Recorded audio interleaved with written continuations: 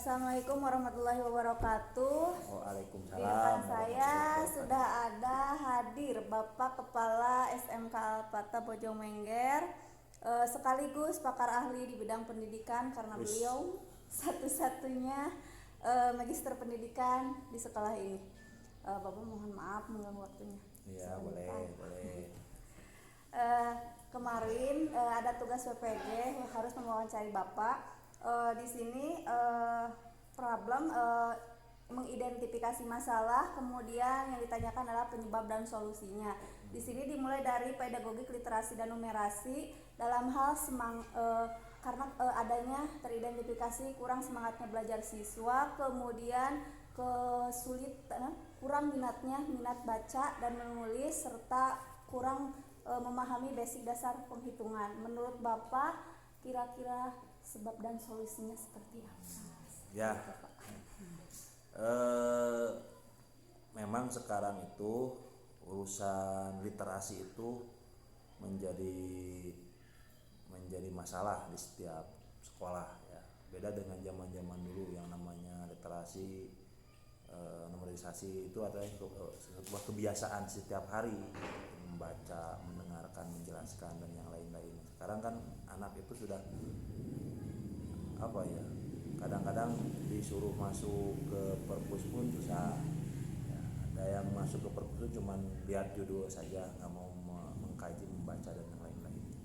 Saya kira tinggal dorongan dari kita saja Bapak Ibu guru, bahwa setiap waktu, setiap saat itu diberikan penugasan, karena sekarang medianya sudah media elektronik, artinya penyampaian informasinya bisa langsung ke individu anak gitu kan.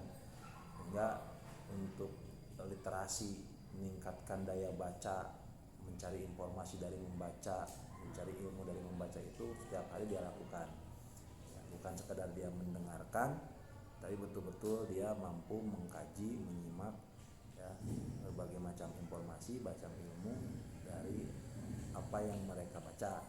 Jadi kuncinya ada di kita, di Bapak Ibu guru.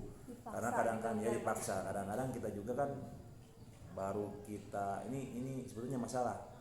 Baru kita membaca karena besok mau mengajar. Kan? Atau 1 jam belum mengajar baru kita baca. Padahal itu masalah besar bagi kita, apalagi siswa. Karena memang dari kenapa literasi itu setiap sudut kota ada ruang literasi, karena dari itu ilmu itu bersumber gitu kan, informasi bersumber dari sana, sehingga daya ingat kita, daya otak menangkap informasi itu setiap hari diasah gitu. Makanya tugas kita Bapak Ibu guru ya, jangan kitanya yang jadi lembek gitu, apalagi siswanya nanti akan lebih lembek. Makanya kita menekankan, begitu juga kita sebagai pengajar untuk meningkatkan itu. Karena sumber ilmu itu untuk sekarang Bapak Ibu guru banyak sekali di pasar buku, bukan satu produk saja buku, banyak sekali buku sumber yang harus kita baca. Artinya itu kan sebuah solusi untuk meningkatkan daya literasi kita. Baik Bapak, kita lanjut ya. Untuk selanjutnya tadi melalui pemanfaatan model pembelajaran inovatif dan teknologi inovasi, khususnya dalam bidang IT dan otomotif. Penyebab dan solusinya kira-kira menurut Bapak seperti apa? Sebetulnya itu kan sistem pembelajaran ya, inovasi pembelajaran, cara menyampaikan ilmu atau materi. Kalau kaitannya dengan teknologi yang kita gunakan, sebetulnya kunci utamanya itu adalah di medianya. Artinya keterbatasan sekolah itu bisa jadi hambatan. Sarana. Maksudnya keterbatasan sekolah itu karena anggaran sekolah yang tidak bisa mumpuni untuk menutupi sarana yang kita butuhkan. Tapi kalau umpamanya sekolah-sekolah yang sudah sarananya oke, atau memang ada penganggarannya yang maksimal, sehingga penggunaan teknologi untuk penyampaian pembelajaran itu cukup dominan gitu ya, cukup bagus, karena anak itu bisa berkarya langsung karena ditunjang dengan sarananya. Atau kalau kaitannya dengan sekolah SMK itu kan memang sudah ada keterkaitan, kayak IT-nya sudah masuk karena memang ada SMK yang jurusannya di bidang itu, kemudian di otomotifnya sudah masuk, di teknologinya sudah masuk, ada jurusan itu, tinggal sekarang pemanfaatannya gitu kan. Apalagi SMK itu dianjurkan untuk punya kitchen factory atau istilahnya unit produksi. Nah, unit produksi itu kan untuk membuat sebuah hasil karya anak dari hasil pembelajaran, kemudian dikembangkan menjadi sebuah produk, dan produk itu dibikin secara massal dan bisa juga dijual kalau toh itu diterima oleh masyarakat. Nah, itu juga pemanfaatan pembelajaran kalau kita menggunakan teknologi yang menunjang. Artinya anak itu bisa melihat kebutuhan pasar. Kalau mereka jurusannya ada jurusan otomotif, pasar biasanya butuhnya di bidang apa, gitu kan. Sekarang kan kalau di kiri kanan jalan tuh urusan tambal ban, ganti oli sudah banyak, ya. Tetapi kita menciptakan sebuah produk yang produk itu nempel di sebuah kendaraan, di sebuah sepeda motor atau di mobil, yang seolah-olah tidak semua orang bisa bikin, kan. Jadi dunia pasarnya luas, tetapi orang yang produsennya jarang, gitu. Nah, itu yang kita bisa kerjakan sehingga anak-anak itu digenjot untuk menciptakan suatu produk, dan produk itu dibuat secara massal dan dipertontonkan kepada masyarakat, pada orang tua, ya, sehingga nilai jualnya ada di sana. Jadi anak sekolah itu sudah punya pembiasaan berwirausaha, ya, menciptakan, kemudian dia bisa memanage waktu.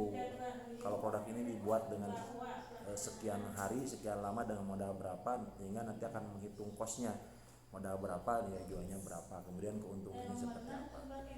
Tentunya teknologi itu sangat butuh sekali di sekolah, apalagi di SMK, karena itulah yang menunjang anak berkarya, gitu. Kalau SIM IT-nya saya kira sudah hampir semua sekolah ada lah untuk media pembelajaran dari SIM IT. Tapi kalau untuk teknologinya itu butuh sarana-sarana yang penunjang yang lainnya. Ya, jadi berkembang, jadi butuh berproses itu, Iya. sarana prasarana Prasarana, penunjang. ya, gitu. Jadi harus dilengkapi mungkin ya. Iya, harus dilengkapi. Karena itu kan biayanya mahal sekali. Mesin CNC saja, nah, untuk membuat sebuah produk, bikin baut saja mesin CNC kan bisa ratusan juta, bahkan sampai miliar kalau tergantung jenis mesinnya, gitu.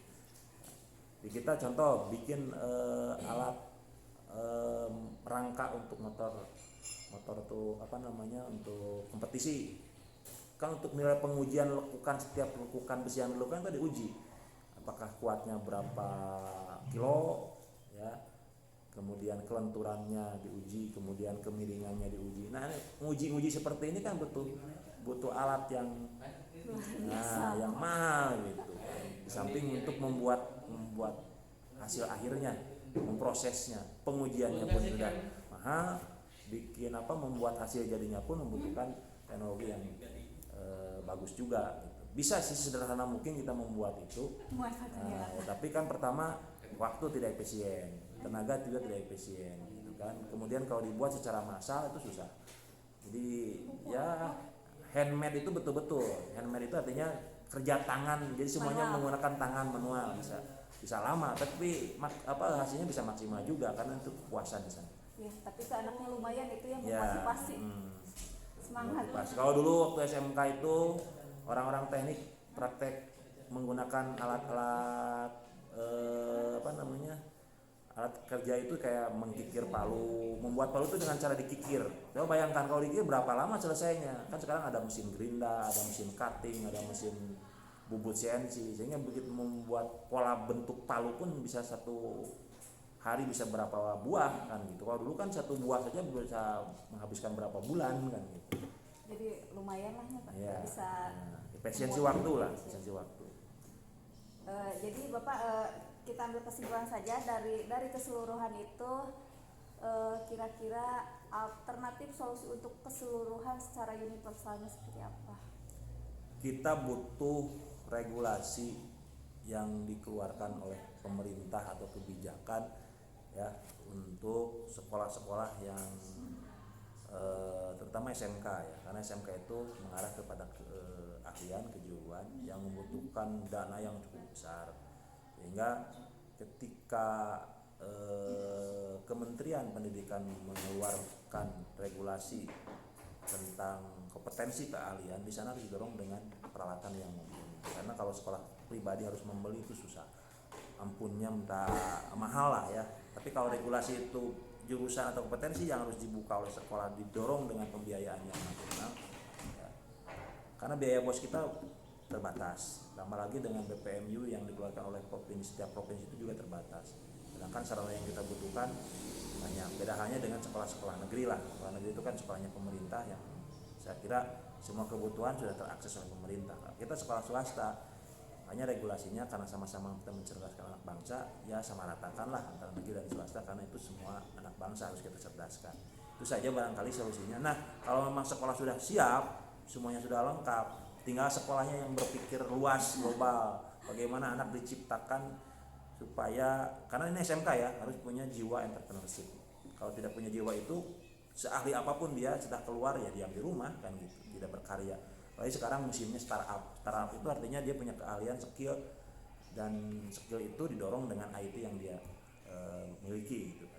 Saja barangkali ini Mas. Ya, mungkin hanya itu saja Ya. Pak.